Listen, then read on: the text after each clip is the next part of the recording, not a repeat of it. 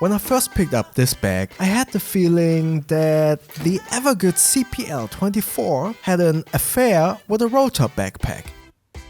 Listen up, there's not a thing that I can get from you. Pro tip, when you record your voiceover, it's good to stand up and have a little bit of a smile while you're doing your voiceovers. Furthermore, having like a little bit movement in your arms while you're talking to the mic actually helps to make that thick German accent a little bit more relaxed. At least that's what I believe. I'm not sure if that's actually working.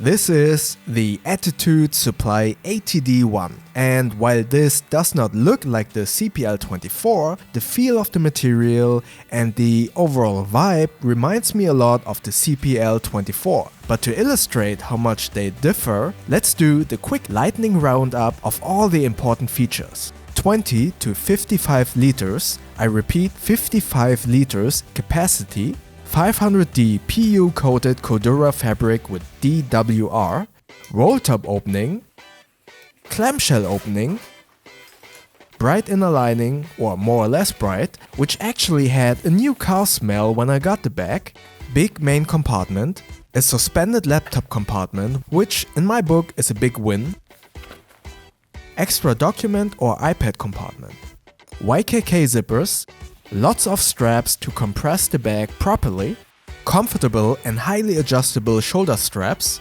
all strap ends can be secured via Velcro,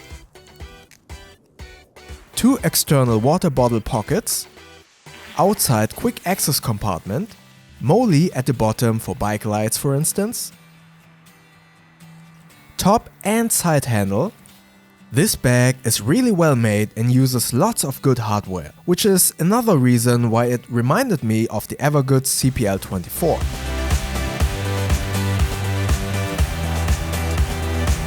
I used this bag for grocery shopping and for work of course. It fits a bunch of stuff. I actually took my dog Happy with me to the office, and in addition to all my work gear, which by itself is already quite a lot and heavy, I packed this gel mat on which Happy sleeps, her food, some toys, 2 bowls for her food and water, and a sling bag which I take when I go out with her for walkies. So quite a lot, and it all fitted easily into the ATD1.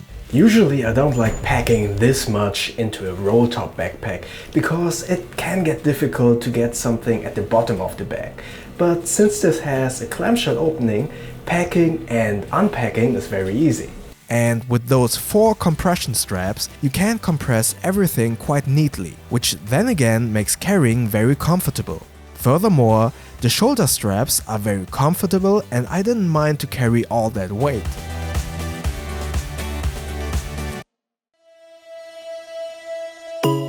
Continuing with straps, all the strap ends can be secured with this Velcro, which actually comes in handy when you're riding a bike or a motorbike because they will not flutter in the wind. But while these straps are very useful, there are quite a lot of them and therefore they can overcomplicate things slightly. I found them to get in my way when using the water bottle compartment, or if you compress too much on one side, the whole bag gets shifted, which does not necessarily affect the usability, but does look kinda weird on your back. So for some reason, my left shoulder strap didn't keep its length every time I put it on, so I had to readjust my shoulder straps every time I put on the bag. Because if the left side is too long, the bag always shifted a little bit to one side. But this could also be because this is a pre-production unit. So when you take off the bag and want to stand it on the ground, it will not stand up by itself. In addition to this, the bottom is not padded. To be fair, many bags don't have a padded bottom. But since you put this bag on the ground and it will fall down, this might be noteworthy nonetheless. With that being said, we can now get to loading the bag. It is great that you have a top and clamshell opening, but because you cannot stand up the bag by itself, using the top loading opening can be quite cumbersome. And remember, this can be expanded to 55 liters, therefore there is a lot of fabric for the roll top. This adds an extra layer of difficulty to loading the bag from the top. All this fabric also results in a lot of weight when empty. That being said, I didn't find this too much of a problem because the bag is very comfortable. Continuing with packing, as I said, the top-loading roll-top style is kinda difficult for packing, and I prefer clamshell openings anyway. And the ATD1 has a clamshell opening kinda like an anti-theft backpack or a photography backpack. The clamshell opening is basically reverse. You put the bag down on the front side and open the bag. I don't like this for multiple reasons. First, this usually means that I open and close the bag with the laptop inside.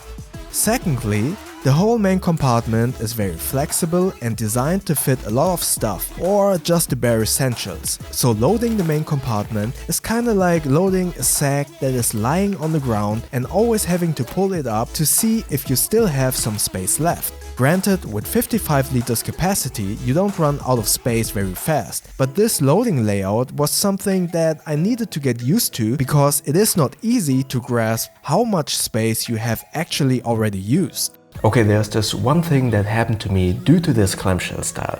Remember that you can fill a lot of stuff into the bag. And physically, due to the reversed style of the clamshell, there's a lot of force upon these zippers. So when I was grocery shopping and filled up the bag to the brim, I actually closed the zippers like this. And while walking, the load inside obviously bumped up and down and slowly opened the zipper like so. At home I realized that the whole side was completely open. Luckily, I did not lose anything on the way, and even more luckily, this was while I was walking. Imagine this happening on a bicycle or motorbike. To alleviate this problem, just close the zippers to the bottom of the bag. Well, that sounded like a lot of negatives, but you know what I always say, it doesn't matter how good an item is or if it's almost perfect, there are usually a couple of flaws, and it's up to you to evaluate if you can live or work around these flaws. And the big question is, could I personally live or work around these flaws of the ATD1? And the answer is yes, I could, because I think all the positives of the ATD1 actually outweigh the negatives.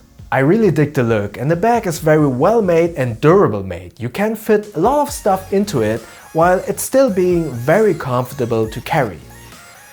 Yes, the loading style is a little bit unusual, at least to me personally, but that is something that I can work around.